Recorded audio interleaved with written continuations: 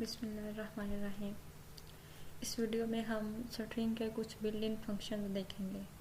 Strings के कुछ built in function, जो काम हम पूरे प्रोग्राम के थ्रू करते हैं वो एक सिंगल फंक्शन यूज़ करते हुए स्ट्रिंग्स में हम कर सकते हैं।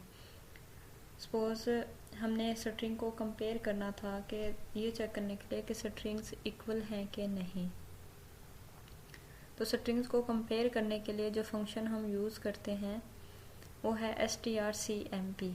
वैसे तो हम इसे बाय प्रोग्राम कर सकते हैं कंपेयर वन कैरेक्टर्स के हिसाब से कंपेयर करके, लेकिन हम बिल्ट इन फंक्शन यूज़ करते हुए किस तरह से कर सकते हैं। तो सबसे पहले हमने प्रोग्राम के अंदर हेडर फाइल इंक्लूड होनी चाहिए string.h। तो इधर हमने प्रोग्राम में वो हेडर फाइल इंक्लूड करवाई हुई है string.h। ये बाकी आयो स्ट्रीम और कौन आयो जो कि हर प्रोग्राम में होती हैं। तो स्ट्रिंग के बिल्ट इन फंक्शन यूज़ करने के लिए हमें स्ट्रिंग की हेडर फाइल इसे में मस्ट इंक्लूड करवानी है। तो जो फंक्शन हम पढ़ने जा रहे हैं वो है strcmp। इसका काम क्या है? कंपेयर्स टू स्ट्रिंग्स, दो स्ट्रिंग्स को कंपेयर करता है और चेक करता है कि वो इक्वल हैं कि नहीं। अब ये जो फंक्शन है ये कंपेयर करते हुए तीन वैल्यूज दे सकता है, एक पॉजिटिव, एक नेगेटिव और एक ज़ीरो। अगर तो वैल्यू ज़ीरो होगी तो इसका मतलब है स्ट्रिंग्स जो हैं वो इक्वल हैं। कंपेयर करने के बाद अगर वो वैल्यू ज़ीरो होगी तो इसका मतलब है कि स्ट्रिंग्स इक्वल हैं। अगर ज़ीरो नहीं होगी तो इट्स मीन स्ट्रिंग्स इक्वल नहीं है। नेगेटिव या पॉजिटिव होगी तो इसका मतलब है स्ट्रिंग्स इक्वल नहीं है। तो हमने एक स्ट्रिंग ली है str में, नाम है टेस्ट स्ट्रिंग 1, और एक str1 में हमने स्ट्रिंग इनपुट करवाई है वो है str टेस्ट स्ट्रिंग 1। दोनों ऑलमोस्ट सेम है, लेकिन इसमें क्या है, ये अपर केस में लिखा हुआ है और ये लोअर केस में लिखा हुआ है। अब हमने इन दोनों को कंपेयर करवाना है। कंपेयर इसलिए इस तरह से करवाना है, ये चेक करना है कि ये दोनों इक्वल हैं कि नहीं। तो strcmp का जो फंक्शन है वो इन दोनों स्ट्रिंग्स को चेक करेगा, str और str1 को कंपेयर करेगा कैरेक्टर बाय कैरेक्टर। तो फर्स्ट करेक्टर सेम है, second, third, fourth, space same है, नेक्स्ट करेक्टर भी सेम है। आगे वाले जो करेक्टर हैं वो डिफरेंट है, ये टी स्मॉल है, ये टी कैपिटल है, आर स्मॉल है, आर कैपिटल है। तो आगे से आके ये स्ट्रिंग क्या हो जाएगी, चेंज हो जाएगी। तो स्ट्रिंग कंपेयर का फंक्शन क्या कर रहा है, str1 को कंपेयर कर रहा है str से। इन दोनों स्ट्रिंग्स को कंपेयर करके रिजल्ट बनाएगा। अब strcmp का रिजल्ट क्या होता है, ये ज़ीरो होता है या कोई वैल्यू होती है। वो वैल्यू पॉजिटिव भी हो सकती है, नेगेटिव भी। अगर तो ज़ीरो, ये वैल्यू रिटर्न करेगा ज़ीरो। strcmp इन दोनों को कंपेयर करेगा। कंपेयर करने के बाद उसे ज़ीरो तब मिलेगा जब वो दोनों इक्वल होंगी। तो अगर इससे ज़ीरो मिलेगा तो इधर हम कंडीशन चेक करेंगे, अगर रिजल्ट ज़ीरो है तो स्ट्रिंग्स इक्वल हैं। अगर ज़ीरो नहीं है तो ऑटोमेटिकली कोई नंबर होगा तो स्ट्रिंग्स आर नॉट इक्वल। तो हम इसे एग्जीक्यूट करके देखते हैं। दो स्ट्रिंग्स ली हुई हैं जो कि पहले से ही हैं।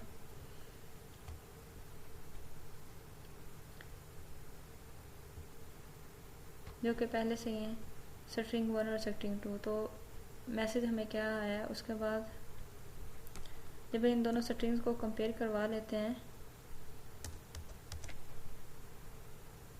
हमारे पास मैसेज क्या है, स्ट्रिंग्स आर नॉट इक्वल। मतलब strcmp के फंक्शन ने इन दोनों स्ट्रिंग्स को कंपेयर किया, आंसर कोई वैल्यू आई। अगर वैल्यू आई तो चेक करेगा क्या वो ज़ीरो है, नहीं ज़ीरो नहीं है, कोई और वैल्यू है, तो इसका मतलब स्ट्रिंग्स इक्वल नहीं है। तो अगर हम इसे इक्वल कर देते हैं, इक्वल कर दिया और उसके बाद हम इसे एग्जीक्यूट करते हैं,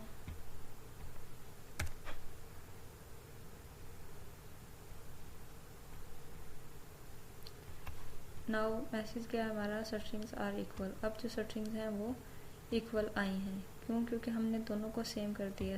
strcmp का फंक्शन इन दोनों स्ट्रिंग्स को कैरेक्टर बाय कैरेक्टर चेक करेगा। जब सब कुछ इसे सेम मिलेगा तो ये वैल्यू रिटर्न करेगा ज़ीरो। वो ज़ीरो आके रिजल्ट में सेव हो जाएगा, जो कि इंटीजर टाइप का एक वेरिएबल है। ज़ीरो रिजल्ट में सेव हो जाएगा। आगे फिर हम रिजल्ट पे चेक करेंगे कि रिजल्ट से पता चलेगा कि स्ट्रिंग्स इक्वल हैं कि नहीं। If result is equal zero, it's mean strings equal हैं। तो अब की बार बिल्कुल सेम था, स्ट्रिंग्स बिल्कुल सेम थी, तो रिजल्ट ज़ीरो आया। इफ़ कंडीशन ट्रू हुई और ये मैसेज हमें डिस्प्ले हो गया। फर्स्ट टाइम क्या हुआ था, स्ट्रिंग्स आर नॉट इक्वल थी, क्योंकि एक अपर केस में थी और एक लोअर केस में। एक में स्ट्रिंग अपर केस में लिखा हुआ था और एक में लोअर केस में, ठीक है। और अगर हम कोई ऐसी कंडीशन लगा दें कि केस सेंसिटिव ना हो, फर्स्ट टाइम जब किया था तो केस सेंसिटिव था, मतलब वैसे तो स्ट्रिंग सेम थी लेकिन जस्ट ये चेंज था, स्ट्रिंग इधर कैपिटल में लिखा हुआ था, इधर स्मॉल में लिखा हुआ था, तो रिजल्ट हमारे पास क्या आ रहा था, नॉट इक्वल का रिजल्ट आ रहा था हमारे पास, नॉट इक्वल। तो अगर हम चाहते हैं कि केस चेक ना हो, जस्ट मैसेज चेक हो, जैसे ये केस सेंसिटिव है, तो हम चाहते हैं कि अगर केस चेक ना हो तो हम string in case sensitive comparison का मेथड यूज़ करते हैं। इधर आई लगा देते हैं, इधर आई लगा देने से क्या होगा, वो कंपेयर करेगी लेकिन कंपेयर करते हुए वो केस को चेक नहीं करेगी, स्मॉल है कैपिटल है वो इग्नोर करेगी, जस्ट चीज़ सेम होना चाहिए, STR, ये भी STR।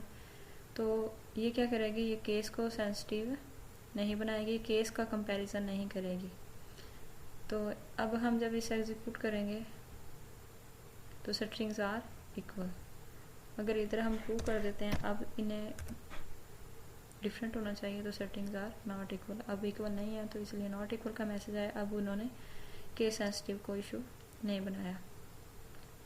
अगर हम चाहते हैं कि कंप्लीट स्ट्रिंग कंपेयर ना हो, जैसे आई हमने यूज़ किया तो उसने केस इनसेंसिटिव बना दिया, अब इक्वल नहीं है, ये स्ट्रिंग्स अब इक्वल नहीं है, नॉट इक्वल, क्योंकि हमने आई को ख़त्म कर दिया।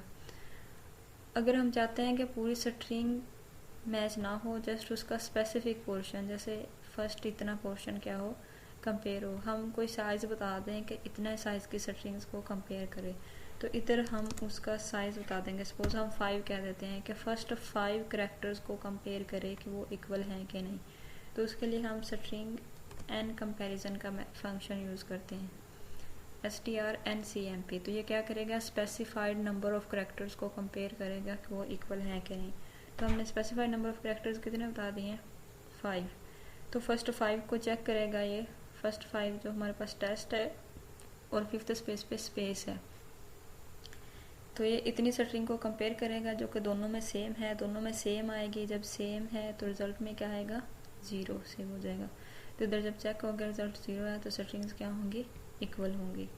F11 तो स्ट्रिंग्स आर इक्वल, क्योंकि उसने जस्ट 5 करैक्टर्स को किया। अगर हम यहाँ से 5 ख़त्म कर देते हैं तो देन तो इक्वल नहीं है। अगर हम n का मेथड यूज़ नहीं करते तो देन इक्वल नहीं है, लेकिन अगर हम n यूज़ करते हैं, हम कुछ स्पेसिफिक बता देते हैं कि आपने इतना कंपेयर करना है, फर्स्ट 5 को कंपेयर करना है, तो स्ट्रिंग्स आर इक्वल। अगर हम इस साइज़ को बढ़ा देते हैं, 8 तक लेके जाते हैं, तो देन चेक करते हैं स्ट्रिंग्स आर नॉट इक्वल, क्योंकि हमने 8 कर दिया, वो फर्स्ट 8 करैक्टर्स को चेक करेगा जिसमें से ये TR इस TR के इक्वल नहीं आएगा, इनका कंपैरिजन का आंसर 0 नहीं होगा क्योंकि ये सेम नहीं है।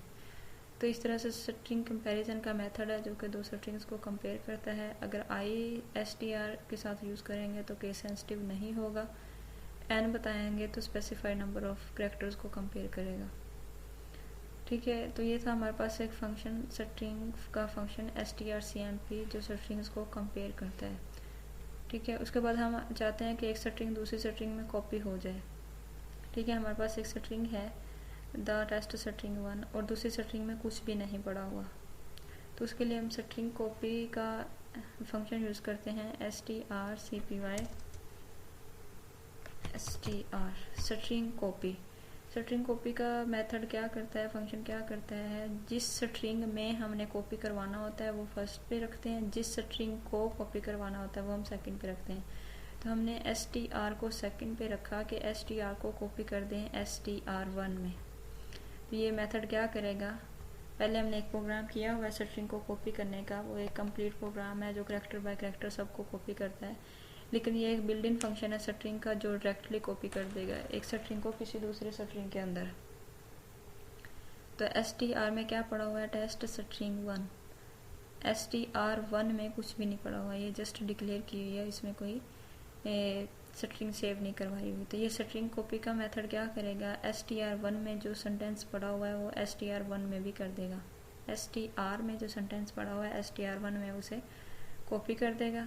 str1 में कॉपी करने के बाद हम इसे क्या करेंगे, str1 को डिस्प्ले करवाते हैं, पहले तो str1 में कुछ नहीं था, तो अब ये क्या करेगा, ये फंक्शन str1 में जो str में जो पड़ा हुआ है उसे str1 में कॉपी कर देगा। तो यूज़ करते हैं।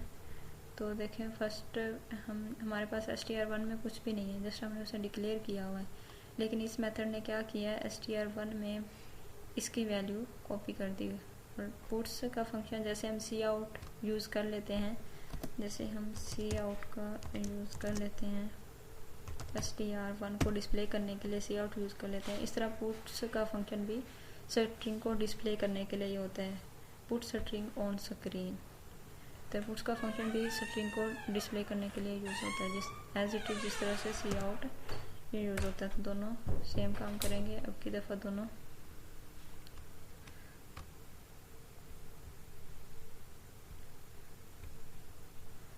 तो दो दफ़ा स्ट्रिंग डिस्प्ले हुई है, दोनों का काम सेम है। पुट्स स्ट्रिंग एक फंक्शन है जो स्ट्रिंग को डिस्प्ले करने के लिए यूज़ होता है। तो strcpy का फंक्शन क्या करता है, एक स्ट्रिंग को दूसरी स्ट्रिंग में कॉपी कर देता है। उसके बाद जो हमारे पास फंक्शन है वो स्ट्रिंग कैट, स्ट्रिंग कॉन्कैटिनेशन, एक स्ट्रिंग को किसी दूसरी स्ट्रिंग के साथ मिला देता है। Function copies one string at the end of another string, at the end of another string, एक स्ट्रिंग को किसी दूसरी स्ट्रिंग के एंड पे अपेंड कर देता है। ठीक है, जैसे ये एक हमारे पास स्ट्रिंग है द मोर यू वर्क और सेकंड स्ट्रिंग है द मोर यू गेन। तो स्ट्रिंग कैट का फंक्शन क्या करेगा, इस स्ट्रिंग की एंड पे इस स्ट्रिंग को कॉपी कर देगा। Copies one string at the end of another string, ये क्या करेगा, सेकंड वाली स्ट्रिंग को फर्स्ट वाली स्ट्रिंग की एंड पे कॉपी कर देगा। तो ये दो स्ट्रिंग्स हमने ली हुई हैं।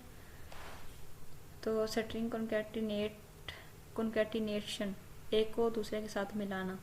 स्ट्रिंग कॉन्कैटिनेशन क्या करेगा, str1 के आगे str के आगे str1 को कॉपी कर देगा।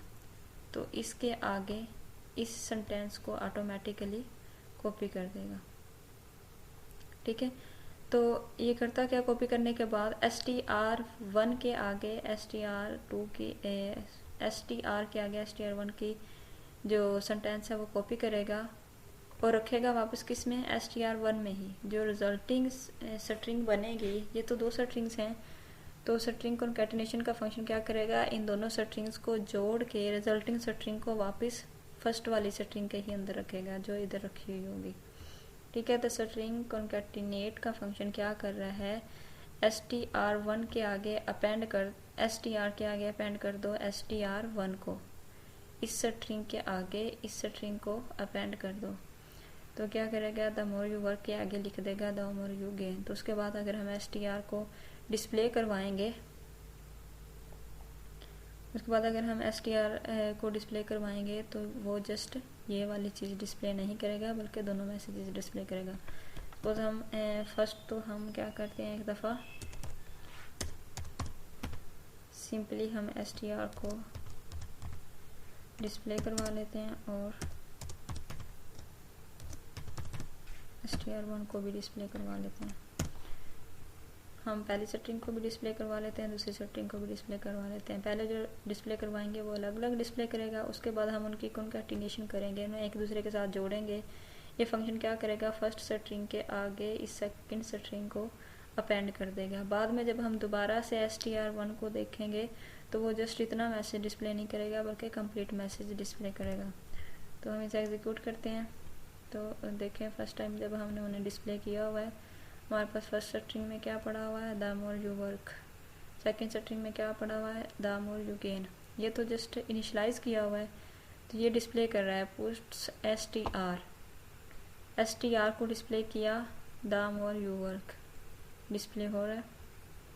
str1 को डिस्प्ले किया जो कि द मोर यू गेन है, तो द मोर यू गेन कर रहा है। उसके बाद उसने इन दोनों को कॉन्कैटिनेट कर दिया है, कॉन्कैटिनेट करके फर्स्ट में रख दिया। तो जब फर्स्ट को हमने पहले एक दफ़ा इधर करवाया डिस्प्ले, लेकिन उसमें जस्ट हाफ मैसेज शो हुआ, इधर अब करवाएंगे तो कंप्लीट मैसेज शो होगा क्योंकि कॉन्कैटिनेशन हो चुकी है।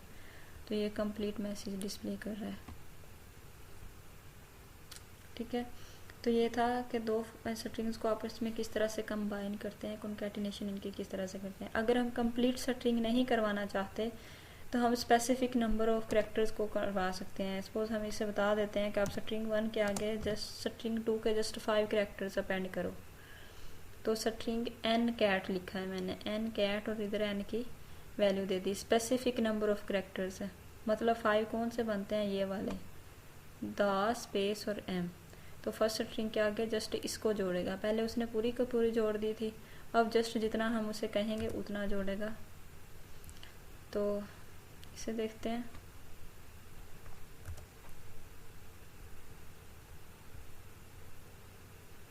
देखें पहले की तरह कंप्लीट मैसेज आगे डिस्प्ले नहीं हुआ, जस्ट हमने 5 बोला है तो उसने 5 करेक्टर्स को आगे किया है, 3 ये, एक स्पेस और एक एम। ठीक है, इसी तरह अगर हम 10 लिख देंगे तो वो 10 को आगे अपेंड करेगा। अब की बार उसने 10 करेक्टर्स को अपेंड किया। ठीक है, अगर एन यूज़ ही नहीं करेंगे तो कंप्लीट को करेगा।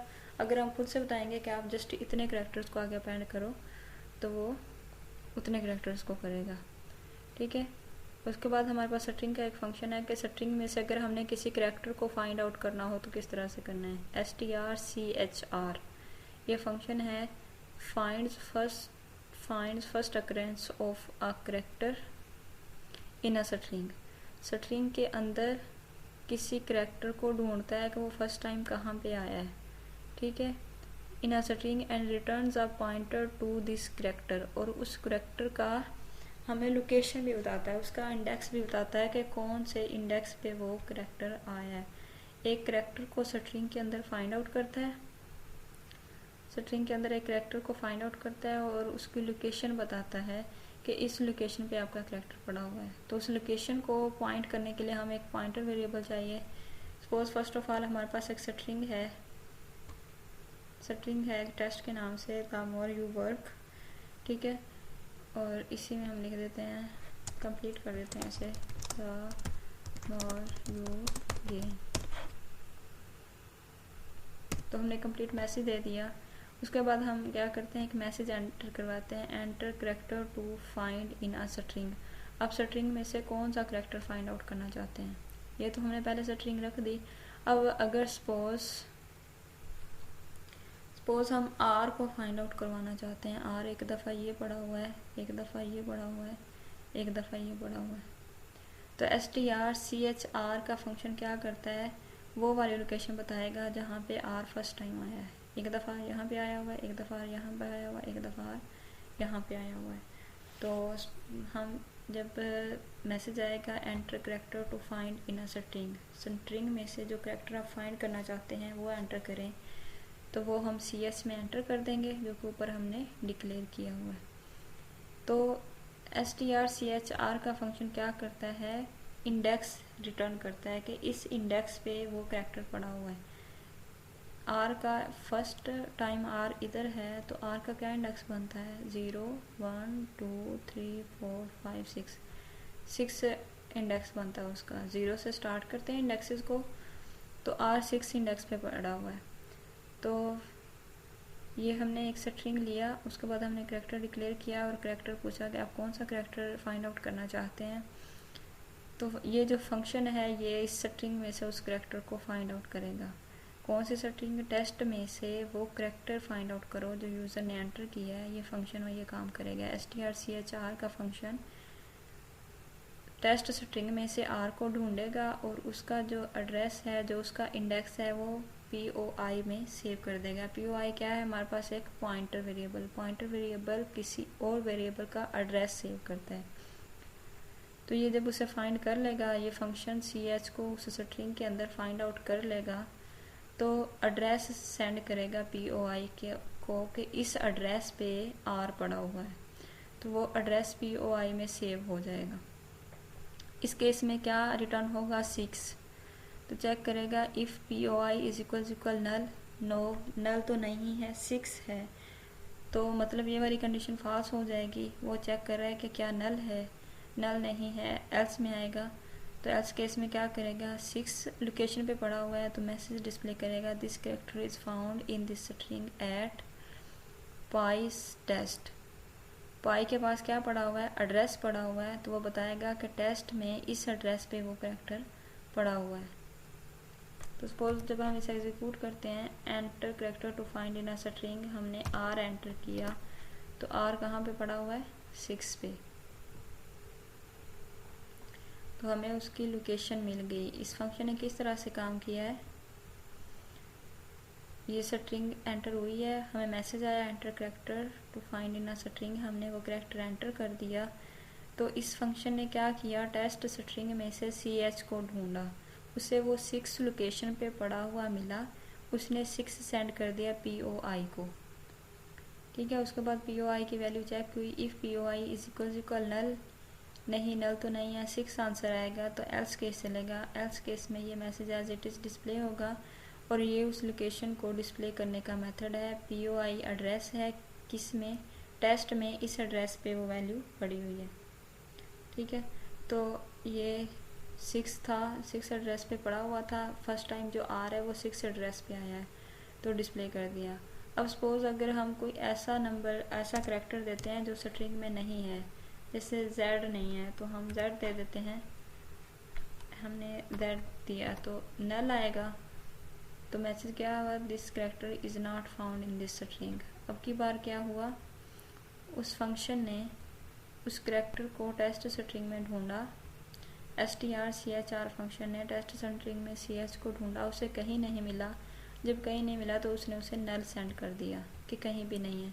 तो इफ़ कंडीशन चेक हुई, if y is equal null, condition true है तो ये वाला मैसेज डिस्प्ले हो गया। तो इस तरह से strchr का फंक्शन काम करता है। स्ट्रिंग में से अगर हमने किसी करेक्टर को फाइंड आउट करना हो तो किस तरह से करते हैं। ठीक है, अब आर की फर्स्ट अक्रेंस ढूंढी उसने, आर को देखा कि फर्स्ट टाइम आर कहाँ पे आया। अगर हम ये देखना चाहें कि लास्ट टाइम आर कहाँ पे आया है, एक आर यहाँ पर भी आया है, एक आर यहाँ पर भी आया है, तो अब हम ये चेक करना चाहते हैं कि ये कौन सी लोकेशन है, आर लास्ट टाइम किस लोकेशन पर आया है। तो उसके लिए हम str करेक्टर का फंक्शन यूज़ करेंगे, इधर आर लिख देंगे। ठीक है, तो आर क्या करेगा, ढूंढेगा कि लास्ट टाइम आर कहाँ पे फाइंड आउट हुआ है। ज़रूरी नहीं कि हम आर को ही ढूंढें, हम कोई और करेक्टर भी ढूंढ सकते हैं। अब कंपाइल करते हैं, तो हमने आर एंटर किया तो लास्ट टाइम आर कहाँ पे आया है, उस पहले 6 आंसर दिया था, अब 24 दिया। अब उसने कैलकुलेट करते करते करते उसकी लास्ट लोकेशन ढूंढी है कि लास्ट लोकेशन कौन सी है जहाँ पे आर आया है। ठीक है, ज़रूरी नहीं कि हम आर ही दें, हम कुछ और दे सकते हैं, जैसे ओ दें, तो ओ लास्ट टाइम कहाँ पे आया है, इधर आया है, 20 इधर आया है, सॉरी इधर आया हुआ है। तो ये आर क्या करेगा, strchr का फंक्शन क्या करेगा, ओ को ढूंढेगा टेस्ट स्ट्रिंग के अंदर। ये आर वाला फंक्शन क्या करेगा, ये देखेगा कि ओ कहाँ कहाँ पे मिला है और लास्ट टाइम कहाँ पे आया है। तो अब जब इसे एग्जीक्यूट करेंगे, ओ को लास्ट टाइम ढूंढने के लिए हमने ओ एंटर किया कि हम ओ को ढूंढना चाहते हैं, तो उसने बताया कि 28 लोकेशन पे ओ लास्ट टाइम आया है। अगर इस आर को ख़त्म कर देते हैं, फिर ओ को ढूंढते हैं, तो फिर ओ को ढूंढते हैं तो फर्स्ट टाइम वो जहाँ पे आया है वो वाली लोकेशन आएगी।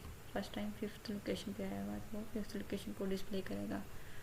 तो ये थे कुछ हमारे पास स्ट्रिंग के बिल्ट इन फंक्शंस, जो हमें प्रोग्राम नहीं कंप्लीट लिखना पड़ता, जस्ट एक छोटा सा फंक्शन लिख देते हैं, और वो काम हो जाता है। Built in functions, in functions को यूज़ करने के लिए हमारे पास हेडर फाइल इंक्लूड होनी चाहिए string.h। तो होप्स आप लोगों को स्ट्रिंग के फंक्शंस की ये वीडियो समझ आ गई होगी। All the best.